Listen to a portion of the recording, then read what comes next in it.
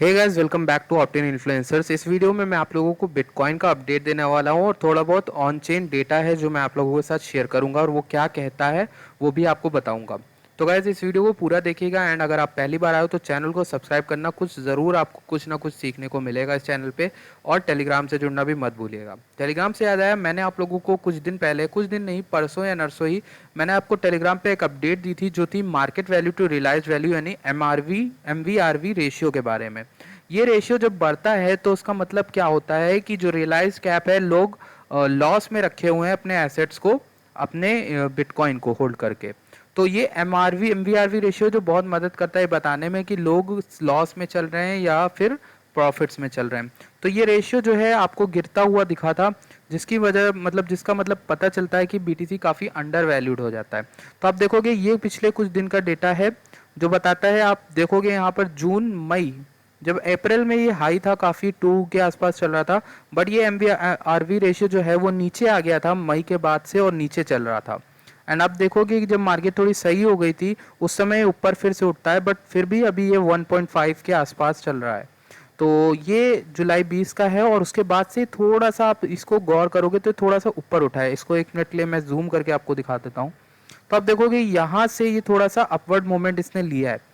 तो ये normal moment क्या है, ये लाइन है, जो सीधी लाइन है। हमें चाहिए कि ये MV RV रेशियो जो है आपकी, ये 1.67 से ऊपर आ जाए, 1.9 के आसपास आके उसको कंफर्म कर दे और 2 के ऊपर बना रहे। जैसे ये 2 के ऊपर बना रहेगा तो हमें ये चीज़ कंफर्म हो जाएगी, हाँ बिटकॉइन अभी उसमें पैसा आ रहा है और अंडर वैल्यूड नहीं है। जब तक ये नीचे गिरा हुआ है तब बाइंग प्रेशर, बाइंग का अपॉर्चुनिटी हमारे लिए बनती है। और लोग इसी से जानते हैं कि जब भी ये कम होता है ना 1.4 1.5 के आसपास, तो आप इसको बाय कर सकते हो क्योंकि ये उस समय BTC अंडर वैल्यूड होता है, ये बताता है। अच्छा, नेक्स्ट चीज़ जो मुझे आपसे शेयर करनी है वो ये है। पहले तो मैं आपको चार्ट से रिलेटेड एक चीज़ बता देता हूँ जो कि इंपॉर्टेंट है। आप देखोगे जनवरी से लेके 9 जनवरी से लेके हम यहाँ तक अभी आज तक जुलाई तक भी एक ट्रेंड लाइन फॉलो कर रहे थे RSI में। ये RSI होती है, RSI का मतलब रिलेटिव स्ट्रेंथ इंडेक्स। ये पिछले 14 प्राइस जो होते हैं कैंडल्स, उनसे निकाला जाता है। तो RSI अगर आप देखोगे ना तो जनवरी से लेकर अभी तक नीचे ही जा रहा था, ठीक, और लोअर हाइज बना रहा था। तो इन लोअर हाइज को जब आप कनेक्ट करोगे तो एक आपको ट्रेंड लाइन मिलेगी।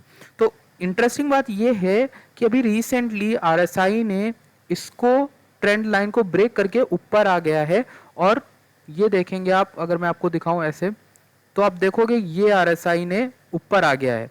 तो ये एक अच्छी चीज़ है जो बताती है कि हम थोड़ा सा बुलिश हो सकते हैं और अप ट्रेंड में आ गए हैं। ये ट्रेंड लाइन अभी तक ब्रेक नहीं हुई थी और इसका ब्रेक होना एक बड़ी बात है गैस। एंड ये एक बड़ी बात है, बहुत सारे जितने भी सेंटिमेंट्स हैं, ट्रेडर्स हैं, सब इसी की बात कर रहे हैं। एक और ट्रेंड लाइन की अगर मैं आपको बताऊं बात, तो ये वाली ट्रेंड लाइन है वो, ये जब ये नीचे वाली थी और हम अपवर्ड मूवमेंट में जा रहे थे और ये ब्रेक हुई थी ये यहाँ पर, तो इसका मतलब क्या हुआ था कि हम डाउन ट्रेंड में आ गए थे। ये कब की बात है, 15 से 20 जुलाई के बीच में जो आपको प्राइस देखने को मिला था।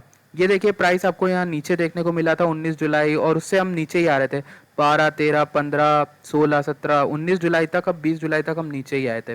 तो ये एक बड़ी बात है और बुलिश सेंटीमेंट है बिटकॉइन को लेकर। लेकिन फिर भी हमें इतना खुश नहीं होना चाहिए। क्यों? क्योंकि यहाँ पर बिटकॉइन जब तक अपनी EMA से ऊपर नहीं आएगा, 55 और 200 या 50 से ऊपर नहीं आएगा, तब तक हम कुछ भी नहीं कह सकते। हमें EMA कंफर्म चाहिए, सपोर्ट करे।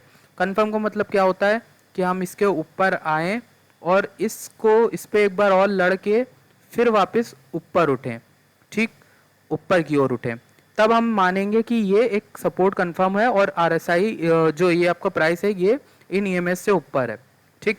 तो अभी हम फिर से आएंगे इस पर, लेकिन उससे पहले आपको एक और चीज़ बता देते हैं।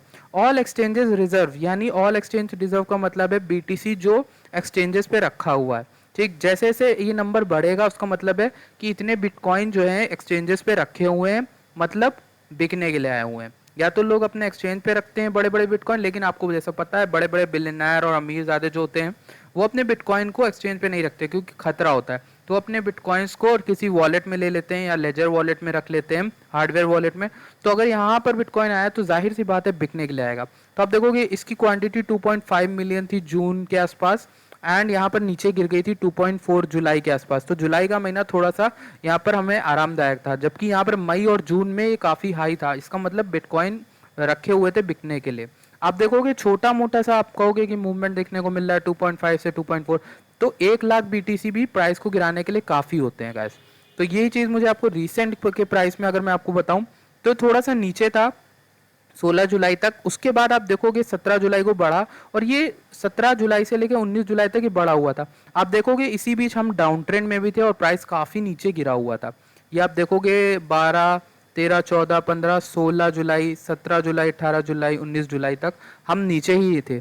तो इसका मतलब बीटीसी में जब एक्सचेंजेस जो रिजर्व एक्सचेंज है वो बढ़ता है तब खतरा होता है, और थोड़ा सा ये हमें बढ़ता ही हुआ दिख रहा है, इंक्लाइंड है। तो ये जून 24 का डेटा है और कल का डेटा बता रहा है कि हम थोड़ा सा ऊपर ही हैं पिछले वाले से। तो ये भी एक मतलब थोड़ा सा एक वार्निंग टाइप की चीज़ होती है कि अगर आया है तो ये आज या कल में बिक जाएगा। अच्छा, लेकिन ये कितना बिकेगा, छोटा सा एक्सचेंज, छोटा सा अमाउंट है तो ज़्यादा इफेक्ट भी नहीं डालेगा, क्या पता घुल मिल जाए बाकियों से। By BTC miners position index ये होता है, ये मूविंग एवरेज निकाला जाता है ये माइनर्स के बिटकॉइन को लेके कि बिटकॉइन माइनर्स जो हैं वो सेल कर रहे हैं या स्टोर कर रहे हैं। तो 2 से ज़्यादा जब ये बढ़ जाता है तो इसका मतलब बिटकॉइन बिक रहा है, माइनर्स अपने बिटकॉइन को बेच रहे हैं। आप देखोगे मई 19 का, मैं आपको एक चीज़ दिखाता हूँ इंटरेस्टिंग। ये मई 19 को ये कितना था, 1.15 था एमपीआई। और अगर मैं आपको चार्ट पे लेके चलूँ और यही मई 19 का चार्ट खोलूँ, मई 19 ये एक ऐसी डेट थी, आपको दिखाता हूँ। ये मई 19 की कैंडल है, आप देखोगे, और सबसे रेड कैंडल थी हमारी जब ये इतना हाई पहुंच गया था एमपीआई। तो ये कुछ इंपॉर्टेंट चीज़ें मैं आपको बता रहा हूँ, आई होप आप इनको नोट डाउन कर रहे होगे कहीं कॉपी या कहीं भी अपने दिमाग में। ये कैंडल 19 मई की है एंड लॉन्गेस्ट कैंडल है जो कितनी नीचे तक गई थी, आप देखोगे कितनी नीचे गई थी। और अगर मैं आपको बीटीसी माइनर पोजीशन इंडेक्स दिखाऊं तो ये 19 मई का ही 1.15 गया था, कितना हाई गया था। और रिसेंट में सबसे हाई, ऑल टाइम हाई पिछले 2 महीने अप्रैल से लेकर अभी तक सबसे हाई ये 19 मई को गया था। तो ये माइनर इंडेक्स जो होता है ये बताता है कि माइनर सेल कर रहे हैं कि नहीं, और देखने से तो यही लग रहा है कि इस इंडेक्स की वजह से शायद माइनर्स ने भी कंट्रीब्यूट किया था 19 मई के क्लैश में। तो हमें इसको ध्यान रखना है कि ये बीटीसी माइनर इंडेक्स है, ये क्या ऊपर जा रहा है या नीचे जा रहा है पोजीशन इंडेक्स। आप देखोगे यहाँ पे जुलाई 20 और जुलाई 21 को, आप देखोगे जुलाई 20 और जुलाई 21 को भी काफ़ी ज़्यादा यहाँ पर देखने को मिली हमें चीज़ें। यहाँ जुलाई 20 की कैंडल है जो कि काफ़ी रेड है, और 21 को हमें ज़्यादा कुछ देखने को नहीं मिला बड़ा, लेकिन जुलाई 20 का जो है वो हम नहीं भूल सकते क्योंकि वो एक बड़ी चीज़ है। तो ये एक चीज़ है, आप देखोगे जुलाई 20 और जुलाई 21 की कैंडल है। उसके बाद हम नीचे आ गए हैं, जिसके बाद से अभी हम थोड़ा ग्रीनिश हैं। तो इस चीज़ को आप ना भूलना मत और ट्रैक करते रहना। अगर आपके पास है तो फ्री में आप क्रिप्टो कॉइन का अकाउंट बना के देख सकते हो ये सब चीज़ें। और नेगेटिव में ही अभी हम चल रहे हैं, अच्छी बात है जो कि। एंड फिलहाल के लिए एक और चीज़ मैं आपको बता देता हूँ, सेंटिमेंट डेटा।